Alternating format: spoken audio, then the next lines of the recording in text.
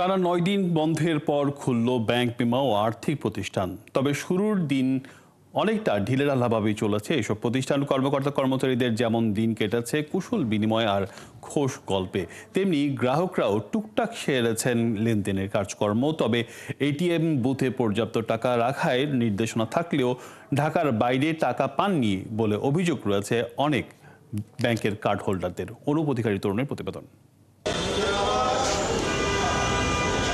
এবার ঈদে অন্যান্য প্রতিষ্ঠানের মতো ব্যাংকও বন্ধ ছিল টানা ৯ দিন।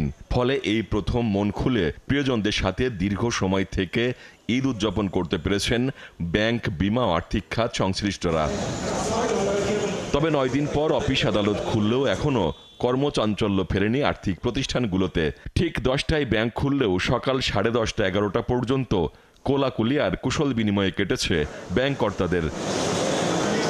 ঈদের লম্বা ছুটির পরও অনেক ব্যাংকারই প্রথম দিনে কর্মস্থলে আসেন একটু দেরিতে।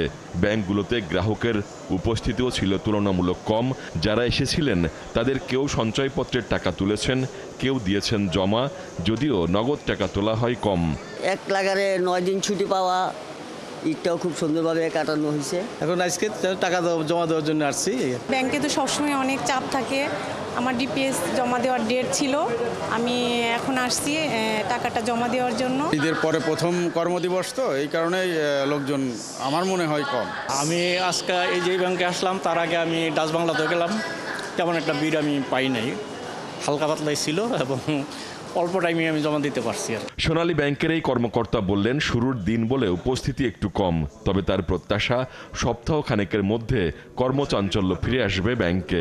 আজকে 9 দিন পরে আসছিল সহকর্মীদের সাথে কুশল বিনিময়, বা এই যে আমার এখানে অনেক সহকর্মী আসছেন, এই একটু কুশল বিনিময়ের জন্যই হয়তো 2-1 সিটে নাও থাকতে পারে। যেহেতু দীর্ঘ ছুটি তো, আর মানুষের তার চাহিদা থাকার কথা না, তার বিশেষ আজকে না হলেও আগামীকাল থেকে পূর্ণদমে মানুষের কর্মচাঞ্চল্য ফিরে আসবে বলে আশা করা যায়। এদিকে পুরনো সময়সূচি অনুযায়ী অর্থাৎ সকাল 10টা থেকে বিকেল 4টা পর্যন্ত ব্যাংকে লেনদেন হবে এখন থেকে, আর ব্যাংকের অফিসিয়াল কাজ চলবে সকাল 10টা থেকে সন্ধ্যা 6টা পর্যন্ত।